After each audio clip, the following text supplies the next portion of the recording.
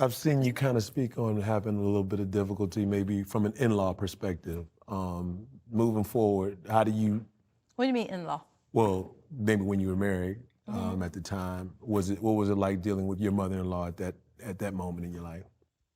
We had good Christmas. We had good holidays together. And that's another misconception. Like everybody was like, oh, she hates you. But it was never anything I felt once we were married. Yeah, she was cool. We didn't have a problem. She just didn't want us to get married initially. But once we were married, you know, she was respectful and cool. And why? I had an ornament with a picture on her tree. Like, Can I she likes That's saying a lot. Can I be nosy? Yes. Why does she not want you two to get married? I don't Is it because you know. were like a year or two older than him? I'm a year or 2 or 5 or 7. We'll just stick with 2. Yeah. I know a lot of moms, it seems like that's an issue when you're a couple years older. I think that, this is what I think. I think when you have a high value son, and you know, I will be faced with this soon enough, but don't get beat up, Tori. I heard Tori said your son's fine. Oh, God. She's gonna be my mother-in-law. Oh, that's a whole nother show. I think the mothers are just protective because they think that the women are with them for the wrong reasons, and they think they're after the money, and they also think maybe you're going to divert some of the payments from them to, you know what I mean? I think they're a little concerned about how the bag is being distributed. But if they know if they should get to know the heart of the person and know, like, this person actually loves and will take good care of my child, you know? So and I think that's something I'll consider. I like the fact that you spoke on yourself as a mother of black sons, and you mentioned high-value men, so we can't use that term without bringing up Kevin Samuels and understanding. That's where I got it from. Claudia? Kevin Samuels, are you saying? No, I'm just asking. Can you talk to Kevin Samuels? Is there anything that you all feel like when you hear that or hear him speak? I like Kevin that's Samuels, valuable so for you? I think that a lot of women feel attacked by him. And I mean, his approach can be a bit abrasive. He's a voice. But I think he says a lot of things that are true, and that's another thing that hurts. The truth always hurts, and people really don't like it. Okay. He makes some valid points. He does. I think the issue is in the beginning, he spoke, he was critical of men and women, black men and women, and then he switched to mostly focusing on women, and it felt like it was Especially a black clout women. chase a little bit. But he does make What do you valid mean when points. you say clout chase? Well, Like it became more valuable monetarily for him to talk to black women. Well, I think he had to Yes. come black up with a women. demographic. Black women. Well, he had to have a target, right? He had to have a demographic. He couldn't just be just so wide. Yeah, I mean, if he just talked about everything, then he'd be, I don't know. Well, I got a theory on And the that. controversy has us sitting here talking about him, right? And So it's just obviously because working. in our dynamic, in black relationships, I just think that he's a voice that people had to at least acknowledge. I'm not saying that everything he says is right or I agree, but he says some things that definitely I find to be like agreeable, but My mama used to say, even a broke clock is right twice a day. Thank you. And where's his So- girlfriend? That's what I was wondering. Where is his Who is woman? his significant other or his partner? I don't know about that. But I think he makes some good points, and he statistically, he backs them up. You know what I mean? He finds like the data to go with them. Would you date Kevin Samuels? I like the pause. You would date Kevin Samuels? She's Would thinking Kevin about She's Samuels date her? thinking. Oh. If that's no, Let's not let the peer pressure. Hold on, Listen. Jimmy. Would you date Kevin Samuels?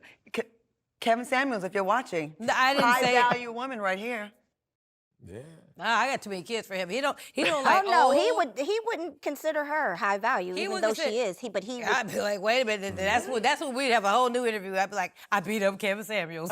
No, no, I'm kidding. No, but no, I think he makes a lot of good points. Anyways, we got to move forward and talk Okay. about resolve and getting to a healthier place, because at one point things weren't great with Yeah. your exes, and now they are. They are. So what was the turning point? Let's start with you. What was the turning point with you where things went from difficult to, okay, I think there's a light at the end of the tunnel? I really don't know. I really don't know. I would be, I don't know. I just think that, what are we fighting about? Like, we're not a couple. We are not trying to be a couple. You've moved on. I'm moving on. Like, life is like we're stuck with each other. You know what I mean? I'm gonna be your kid's grandmother. whether you like it or not. Like, I'm not going anywhere. Even if I die, I'm not going anywhere. I'm their mother. I'm a very strong and valuable force, you know, in their lives. And what's the point of being mad? Mad at what? Like, what are you mad at? We don't have anything to be mad about. Especially if you both let go of the relationship. Exactly. And so the other thing is, too, I think, and I explained that to him, us having any kind of beef publicly or people thinking that we have it, perceived beef, it made things harder for me. You know what I mean? Because if it looks like you're not getting along, the fans and the people are automatically going to side with him. Right? All the invitations are going to go to his house, right? You won't be included in anything because they feel like they're got to side with him. So I think that's so unfair. It is terrible. So Oh, it is so unfair. He probably gets invited to baby showers because they want to invite him. They don't want to invite me. He's probably at bridal showers and everything. I've had somebody tell me, Claudia, that we love you, we want to work with you, but we're scared because of Kevin. Oh, for sure. And I'm like, scared of what? He's never going to work with you ever. What are you scared? You have a chance anyway. You don't have a chance in hell to work with him. So I don't understand what you're scared about. And you know, but that's that mentality in Hollywood. Like we have to pick a certain side. They do. And so you know when me and him, I did the last episode of House Husbands of Hollywood. He put me on that, so I started telling him. This is where stuff started clearing up too, because I was like, Kev, like the last Netflix special, like before I was getting paid off them jokes, I'm like, none of that money's coming to me anymore. So yeah, stop putting me in the jokes, because I just don't like it anymore.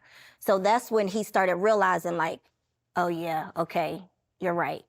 So that's when a turning point happened for us, and when I got out of the material more, it became better. I've heard you mention that you seemingly have a great relationship with Kevin, and I noticed somewhere that he introduced you to Ayanla.